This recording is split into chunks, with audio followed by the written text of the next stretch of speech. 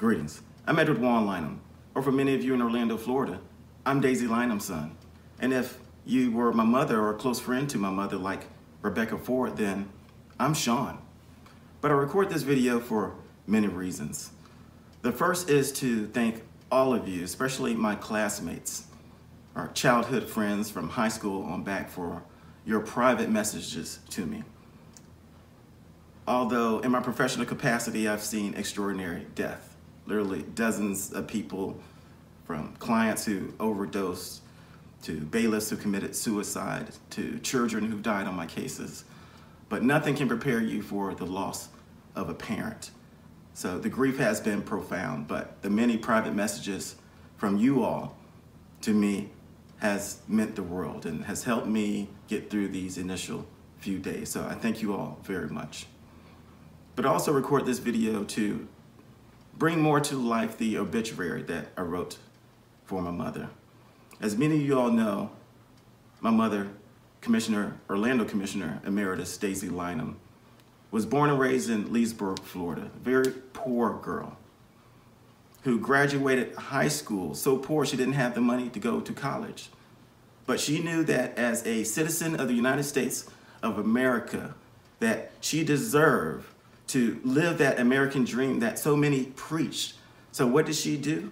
She had the audacity to write the then President Lyndon Baines Johnson and tell him that she deserved to go to college because of what she accomplished and what she believed her capabilities were. That poverty shouldn't just hold her back. And I emphasize that because one of the big things that my mother emphasized was literacy. Reading and writing. It's so important, and it's something that so many of us have seemed to have gotten away from. So I share that to inspire you to read, to write that letter, to write that complaint, because you don't know what can come of it. Look what came of my mother for having the audacity to write the President of the United States. And for many of you who've known my mother for just as long as I have, know that President Lyndon Baines Johnson made it possible for her to attend the Bethune-Cookman College, now university, where she majored in sociology and pledged the Delta Sigma Theta sorority. After she graduated from college, she moved to the big city of Orlando, Florida, and into the Paramore neighborhood, where her first child, Sean, was born. And for those of you who've known my mother for just as long as I've known her, know that she became a member of a church right there in Paramore, right off Jackson Street, called Shiloh Missionary Baptist Church. And I want to thank all of my Sunday school classmates from Shiloh who reached out. That's meant a whole lot to me, hearing from you all again. And again, for those of you who have known my mother for just as long as I have, know that in 1982, she made her first run for political office for a state house seat against then incumbent State Representative Alzo J. Reddick. And I'm sharing this story because it's very important with respect to relationships, because although we say, yeah, I'm running against that person, especially when it's an incumbent, my mother really ran for the seat. She didn't run against Alzo. So I emphasize that because our political discourse and our approach has just changed so much that we literally, we run against each other instead of running for something. My mother, after losing that election to the incumbent, Alzo J. Reddick, did he and his wife Eloise become two of her nearest and dearest friends right up into her death. And that's because she didn't run against Alzo for the state house seat. She ran for the seat. Then the respect that came out of that run created that special relationship and friendship that endured from that date forward. You all know that my mother's first job was a school teacher before going on to become a social worker for then the Florida Department of Health and Rehabilitative Services. And from there, she went on to work and retire from the Orange County Public School System or School Board. She made her second political run again against an incumbent And it's pretty much the same story. In 1989, my mother, Daisy Lynum, ran against City Commissioner Nat Ford, a very respected man. But although we describe it as running against someone, she really ran for the seat. And 9 years later, in 1998, when I was like a 10th year senior at FAMU, did he endorse her to succeed her. Then in 1998, she was elected Orlando City Commissioner, District 5. And because of her character and how she comported herself, did then, just as she became good friends with Alzo and Eloise Reddick, did Rebecca, or Becky Ford, become one of her nearest and closest friends, the widow of deceased Commissioner Nat Ford. So again, I emphasize relationships. Not burning down bridges, but building bridges. Now again, for those of you who have known my mother for just as long as I have, know that before she was elected in 1998, she was not that fun person at all. I mean, that's part of the reason why I didn't go to UCF. I went as far away in 1993 as I could, and Tallahassee, Florida, then a 4-hour drive was just enough. But I want to thank you all because, like I said, for those of you who know my mother, her first election win in 1998 was like when she became alive. She wasn't just a serious social and civic person that she was leading up to that point, but then she became a true community person, a friend of the community.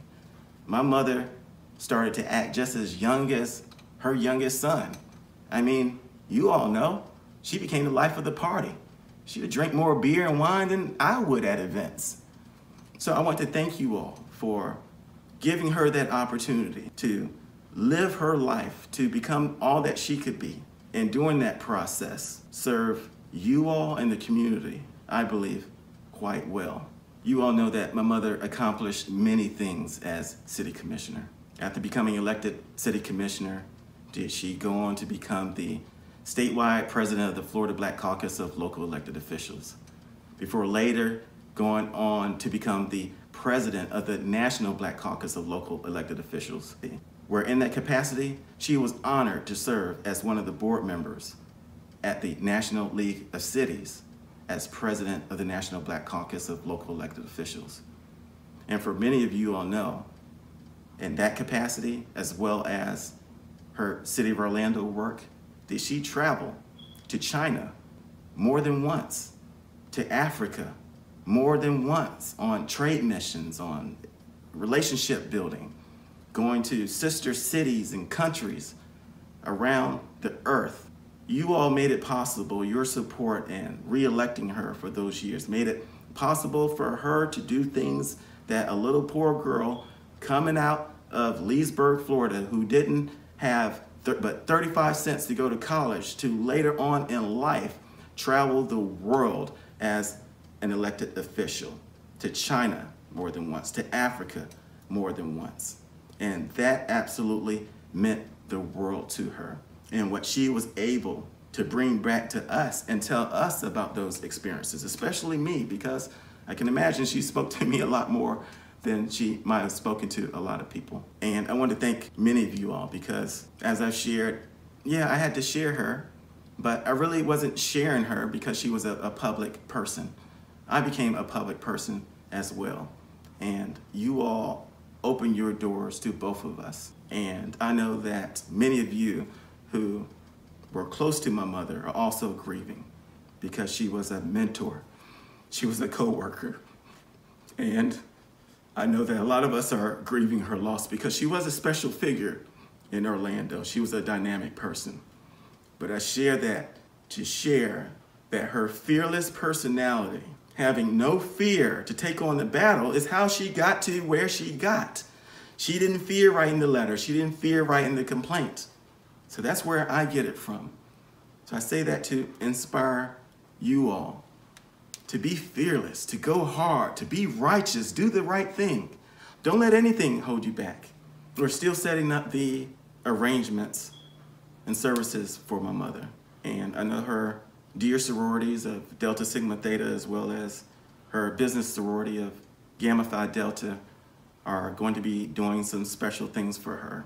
And, you know, later in life, I can't tell you how much she really enjoyed and spoke of her Gamma Phi Delta sisters. Of course, Delta Sigma Theta was the majority of her life, and as well as, you know, growing up with neighbors who were also members of Delta Sigma Theta. It's like y'all were everywhere as a child. It's quite amazing. So in bringing closing to this video, for many of you who've known my mother for just as long as I have, know that when it came to flowers, she would say, "I can't eat flowers." So in lieu of sending flowers to the services, as you all know, back in 2001, she was instrumental in starting the Nat Ford Charter Community School, which opened the fall of 2001 in the Paramore community. Now we know it's since changed names a little bit and has moved a little further west, but the Nat Ford Community School still exists. It's still a neighborhood school that she loved and she supported. So in lieu of sending flowers, you should see a link, hopefully somewhere on this video or at the bottom of it, where you can send a contribution to the Nat Ford Community School, who still needs your support. Her dear friend and Gamma Phi Delta sorority sister, Rebecca Ford, and widow of Commissioner Nat Ford, still serves on the board of that school. And all of your donations and proceeds that you make to that link will go directly to the school 100%. None of it will come to my family. So again, in closing, I want to thank all of you for being a friend, for allowing my mother to mentor, for the good times that we've had with events all through Orlando and around, that it has been a very, very special opportunity, and I'm so blessed, especially now, to be reminded of the many, many, many relationships that have come along. So in closing, again, I want to thank all of you for the many, many words of support, for being a part of our life, for many of you for allowing my mother to be a mentor to you, for many of you who worked in Orlando City Hall for supporting her. I know the politics, of course, I would hear it every day.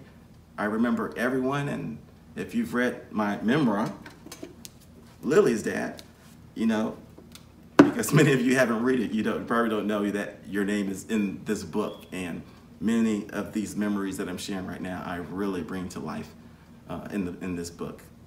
And thank you all for those of you who have already purchased it and supported me in this book. So in closing, once again, my mother would say, "I can't eat flowers." So if you would, in lieu of flowers, hopefully you find a link here in this video at the bottom where you can send a donation or financial contribution to the Nat Ford Community School, where her dear Gamma Phi Delta sorority sister and dear friend Rebecca Ford still serves on the board of directors of that school. And 100% of the proceeds will go to help young students in that school who attends that school, our community school. Thank you all very much. There will be more information to come, especially about the live stream because of the services, because of course with COVID-19 they're going to be limited capacity. And to again thank her sororities of Delta Sigma Theta as well as Gamma Phi Delta for your love and support and how you're going to help us say goodbye to my mother, Commissioner Daisy Lynum. Thank you. Goodbye.